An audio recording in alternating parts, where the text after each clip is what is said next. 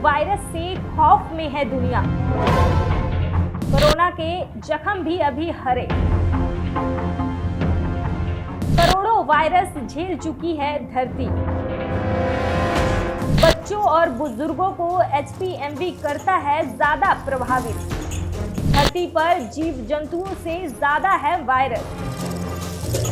दुनिया अभी कोरोना महामारी की दर्दनाक और भयावह यादों से उभरी भी नहीं थी कि एचपीएमवी नाम के एक नए वायरस ने दस्तक दे दी है। बता दें कि चीन में एचपीएमवी वायरस के लक्षण हेल्थ इमरजेंसी जैसी स्थिति उत्पन्न हो गई है।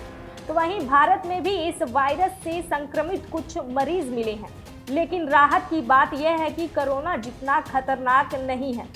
एचपीएमवी इंसान के श्वसन तंत्र को प्रभावित करती है। छोटे बच्चों, बुजुर्गों और कमजोर इम्यूनिटी वाले लोगों को एचपीएमवी ज्यादा प्रभावित करती है।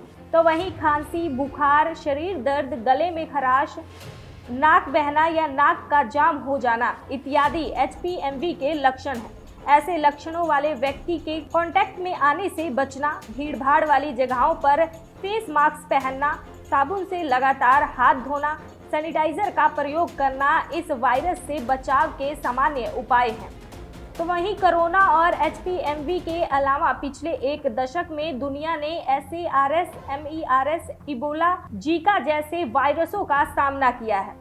आपको जानकर हैरानी होगी कि इस धरती ने 10 करोड़ से अधिक वायरसों को झेला है। नेशनल जियोग्राफी के अनुसार धरती पर इस समय करोड़ों वायरस एक्टिव हैं, जिनमें से कुछ ही वायरस ऐसे हैं जो इंसान के स्वास्थ्य पर विपरीत प्रभाव डाल सकते हैं। वायरस हमारी दुनिया में नहीं रहे हैं, बल्कि वायरस ही दुनिया में रह रहे हैं। उन्होंने हमें जीवन दान दिया हुआ है। पृथ्वी पर मौजूदा कुल जीव जंतुओं की आबादी वायरस की संख्या की तुलना में कुछ भी नहीं है।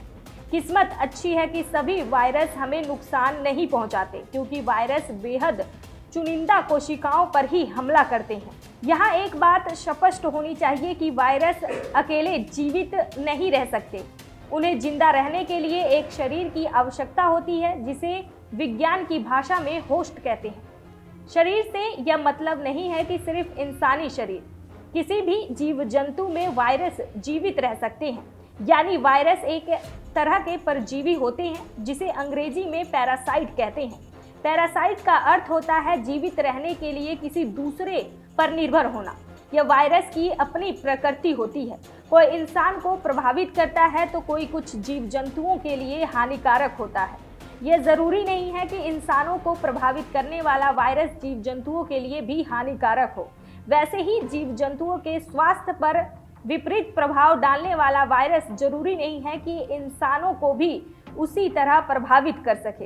इंसान के शरीर में ही करीब 38 लाख वायरस है। दुनिया में कोई ऐसी जगह नहीं है जहां वायरस नहीं है।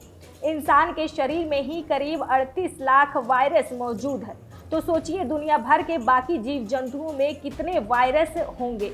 जीव विज्ञानी इस बात को लेकर संघर्ष करते रहते हैं कि इन्हें कैसे वर्गीकृत किया जाए और इनकी लाइफ ट्री को कैसे निर्धारित किया जाए। वायरस तत्वों का प्रतिनिधित्व करने वाले हो सकते हैं, जिन्हें कोशिकाओं के बीच घूमते रहने की क्षमता प्राप्त होती है।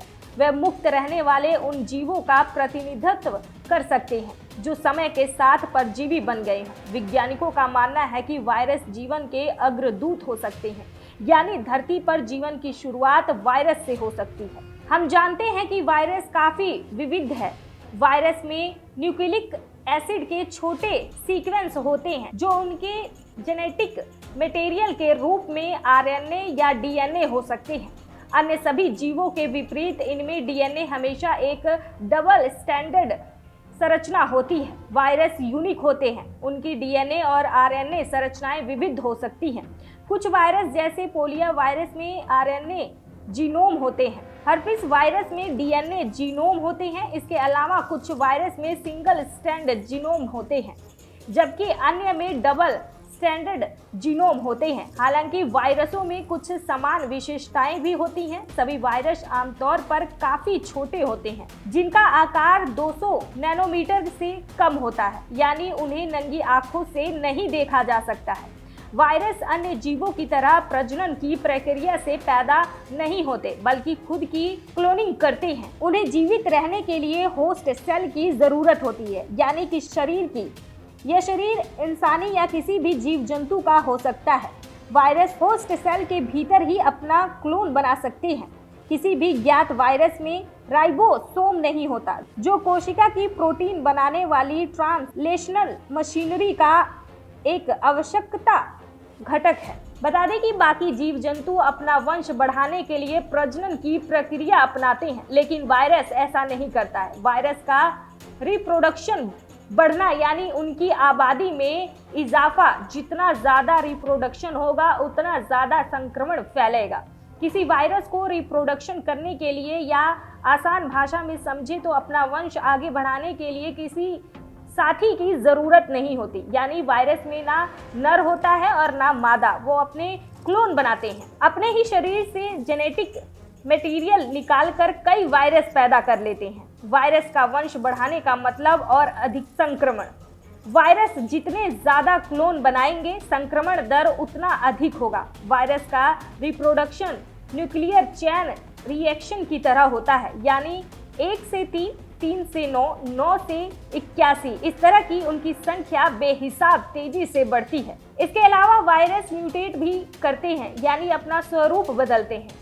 कोई वायरस जितना ज़्यादा म्यूटेट करेगा, उसके उतने ही वेरिएंट पैदा होंगे। कोरोना भी इसी तरह का वायरस था। वह लगातार म्यूटेंट हो रहा था और अलग अलग रिएक्ट सामने आ रहे थे। अगर म्यूटेंट करने वाला वायरस हानिकारक हुआ तो यह मेडिकल साइंस के लिए चुनौती बन जाती है। मेडिकल साइंटिस्ट जब तक एक वायरस को कंट्रोल करने का उपाय ढूंढते हैं, वह अपना रूप बदल लेता है। फिर जो दवा पहले वायरस को कंट्रोल करती थी, वह उसके म्यूटेशन को कंट्रोल करने में सक्षम नहीं होती। यही पर मेडिकल साइंस के सामने चुनौती आती है।